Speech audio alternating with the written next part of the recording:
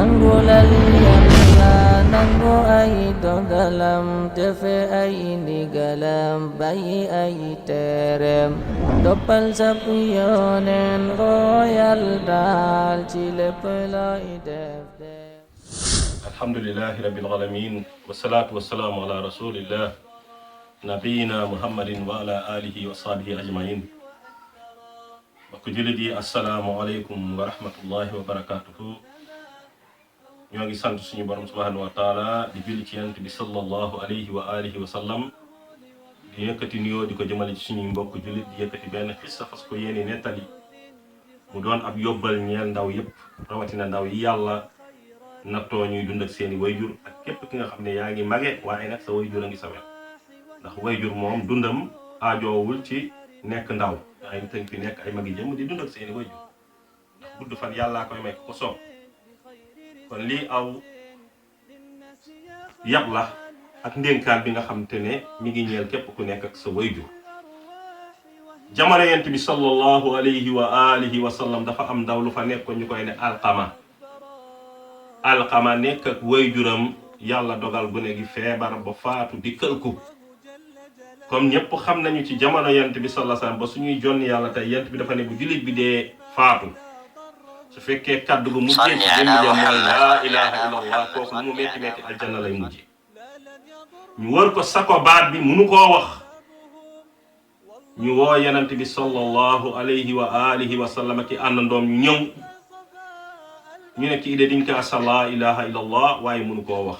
yent bi waxoon ne laqnu mawtaakum laa ilaha illallah saleen seeni way ñi nekk ci sukuraat mu faatu saleen leen laa ilaha illallah buñ ko tàmbalee wax rek ngeen noppi.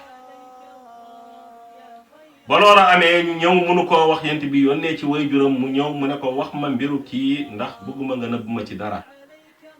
soxna ko seedeel ko ku ñeme julli la ku ñeme naafila la ku ñeme woor la ku ñeme koor gàttanga la waaye yittem daal mooy wayjuram ay kàddoom ñagas na ci moom lool sàggan la ci côté wayjur. ñaata tey ci ndaw ñoo xam ne bu ñu yuuxoo seen wayjur da ngay yaakaar seen doom la ñuy ba loola amee yanant bi ne kon de àq bi mu la yoreel waroon laa xormaal te ormaalu la looloo dox diggante mag laa ilaha illallah kon nañu wuti matt taxañ leen matt ñu lakk ko.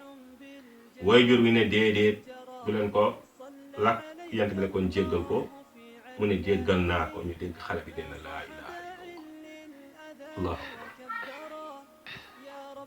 yant bi taxawee ko jullee ko ñu denc ko. keroog saaba yi déggee nañu faatu woowee ndax ku demoon ba yàlla dagg sa digganteeg moom laa ilaha illallah bi nga xam ne moo lay jàllale aljanna nga dem ba mënoo ko wax ndax la nga sonale woon seen wayjur. xool leen tey ñaata ci ndaw ñooy drogué di sonal seen wayjur ñaata ñooy sàcc seen wayjur yi di sonn ñaata ñoo xam ne ñooy téye seen wayjur tij leen ci xali safara di leen sonal. kon lii après ça la ñeel bépp ndaw ñu góorgóorlu moytu àqi wayjur. àqi wayjur dafa foor te suñu yenant nee na wayjur day ci boppam dañ kaa war a xormaal ndax dafa bokk ci kabaa'ir bàkkaar yi gën a mag. bañ ko laajee yent bi dafa ne mooy bokkaale yàlla ak dënge wayjur. ginnaaw nag dënge wayjur moo indi sa faatu jot munoo ne laa ilaha illallah loolu dee raflu na. ñoo ngi ñaan suñu borom subhanahu wa taala yàlla defal ñu tawfiix. ñi desee ay wayjur ñu góorgóorlu ci ñi am ñu jiitu ñu bañ leen a fàtte ciy ñaan ndax doomi aadama su fekkee jóge na fi léppam dog na ba mu des ñett bokk na ci doom ju baax di lay ñaanal. kon yal nañu yàlla xif ci ñu yar suñuy doom teg leen ci siraatal mustaqiim bu ëllëgee bu ñu tëddee ca armeel ya seeni ñaan di ñu fa fekk. loolu ku ne bëgg na ko ku ko bëgg nag tey nga koy waajal ndax kat cere guddi lañ koy lekk waaye bëccëg lañ koy waajal. ñoo ngi ñaan borom asamaan ak suuf dimbali ñu dimbali leen. assalaamu aleykum wa rahmatullahi wa barakatu.